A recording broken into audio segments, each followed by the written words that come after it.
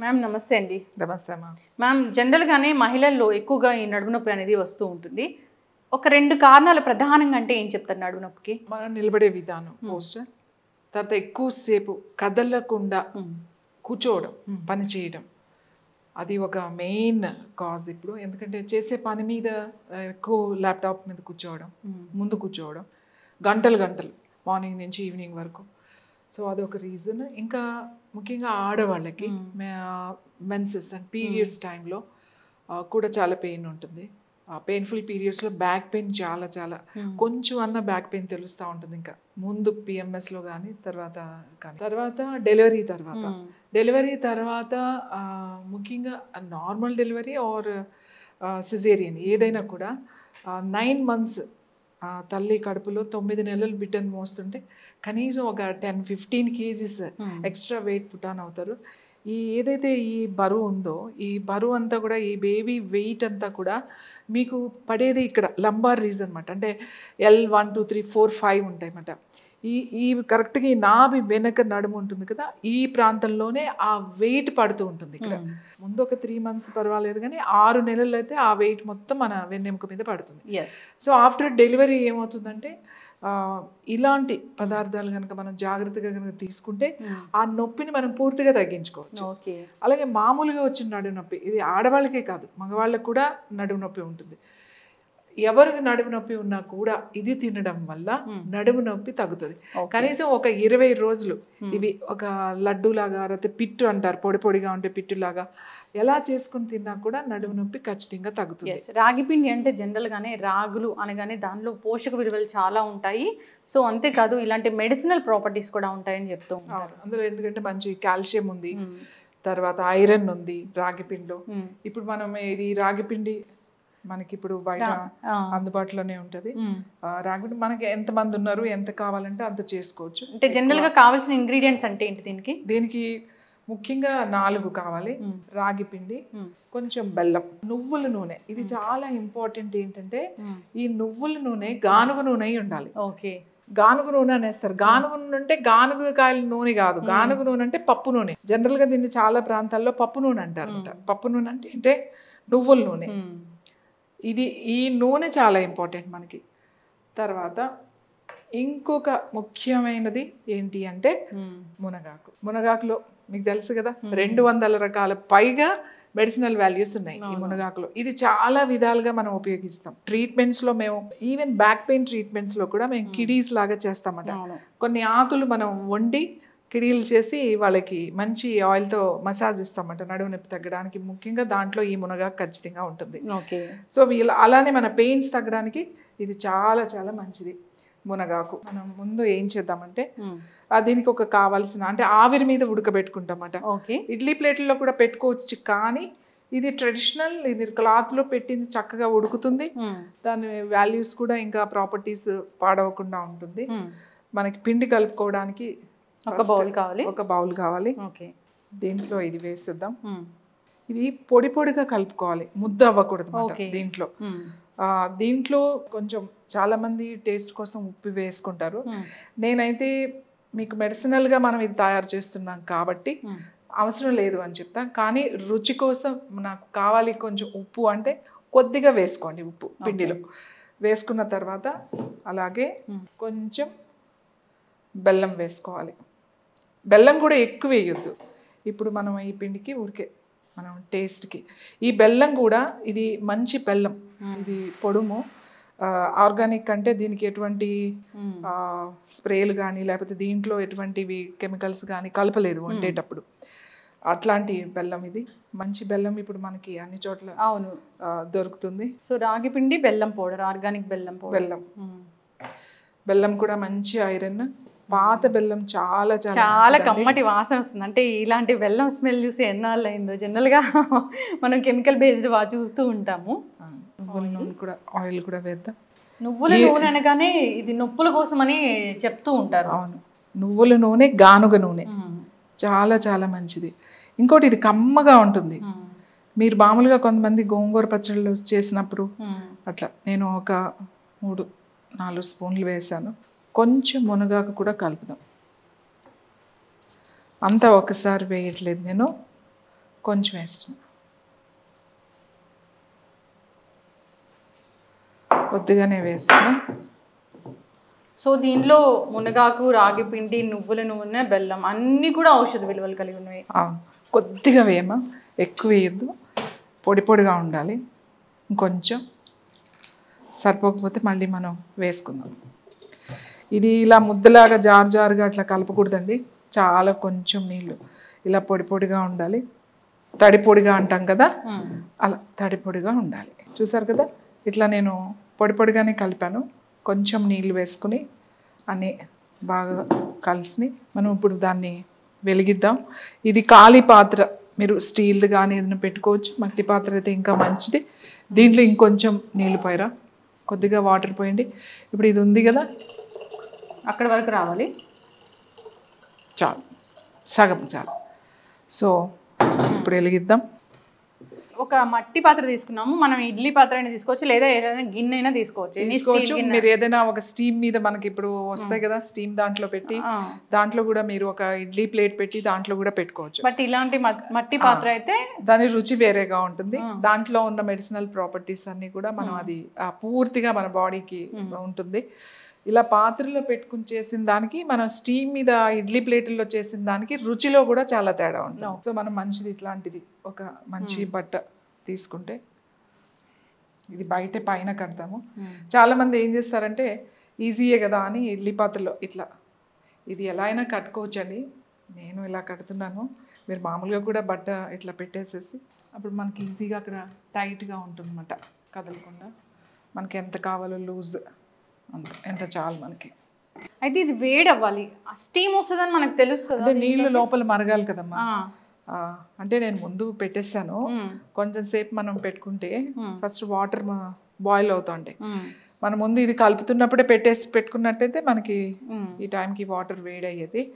So ఇప్పుడు ఏం చేద్దామంటే, కొంచెం ఆల్రెడీ వేడయింది కదా, ఇప్పుడు ఈ కలిపింది ఫస్ట్ కొంచెం, మీరు ఇంకా పెద్దది ఉంటే పెద్దది కూడా పెట్టుకోవచ్చు. ఇట్లా క్లియర్ వేసేసాము. ఇప్పుడు దీంట్లో కొంచెం మునగాకేద్దాం మధ్యలో. అట్లా లేయర్గా చేసుకోవచ్చు. చేస్తే కొంచెం బాగా పట్టుకుంటుంది అన్నమాట. నేను ఇందులో కూడా కొంచెం కలిపాను, కానీ ఇలా లేయర్లో వేస్తే మనకి ఇంకా బాగుంటుంది. ఈ మునగాకు మనకి ఇది చాలా చాలా ఇంపార్టెంట్. మన నొప్పి తగ్గడానికి, నొప్పి ఉందనే కాదండి, బలం రావాలి. ఐరన్ చాలా తక్కువగా ఉంది, చాలామందికి హెమోగ్లోబిన్ తక్కువగా ఉంటుంది. అట్లాంటి వాళ్ళు కూడా బాగా పాపం ఎక్కువసేపు నిలబడే వాళ్ళు ఉంటారు, ఎక్కువసేపు పని చేసే వాళ్ళు ఉంటారు. వాళ్ళకి కనుక ఈ పెట్టు పెడితే, చిన్న పిల్లలకు కూడా, పిల్లలకి సంవత్సరం పిల్లలు ఉంటారు కదా, వాళ్ళకు కూడా చక్కగా తినిపించవచ్చు. మంచి బలంగా ఉంటుంది అన్నమాట.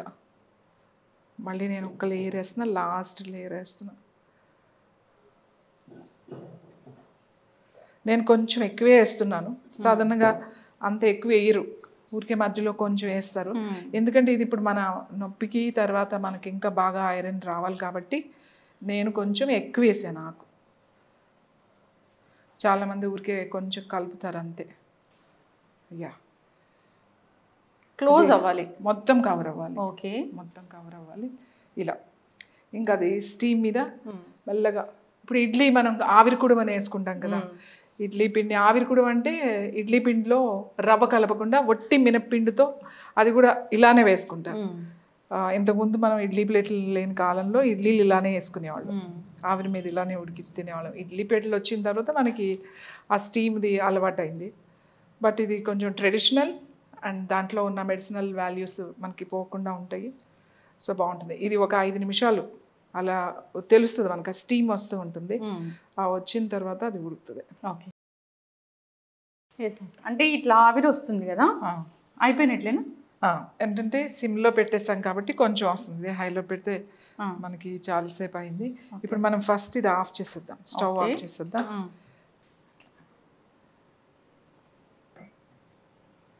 వావ్, ఎంత మంచి కేక్ లాగా ఉంది ఇది అసలు. ఇప్పుడు స్మెల్ చూడండి, కొంచెం సేపు అది ఆ స్మెల్ చూసారు, మంచి స్వీట్ వాసన వస్తుంది. కొంతమంది మనం గానుగ నూనె వేసాం కానీ జనరల్గా పిల్లలకి అది పెట్టేటప్పుడు ఇంట్లో తినాలి అని అనుకున్నప్పుడు నెయ్యి వేసి కూడా చేసుకుంటారు. నెయ్యి వేస్తే ఆ రుచి వేరు, అది బాగుంటుంది. కానీ ఇక్కడ మనం మెడిసినల్ వాల్యూస్ కోసం ముందు నొప్పి తగ్గడానికి బాగా చేస్తున్నాం కాబట్టి, అలాగే నడుము గట్టి పడుతుంది అంటారు కదా, నడుము గట్టిగా ఉంటుంది అని, దానికోసం కాబట్టి మనం గానుగ నూనె వేసాం. ఇప్పుడు దీన్ని మనం అలాగే దీన్ని మెల్లగా కొంచెం ఆవిరి వస్తుంది, జాగ్రత్తగా ఇట్లా పట్టుకొని తీసి మొత్తం ఇదంతా కూడా బౌల్లో వేసేసుకుందాం.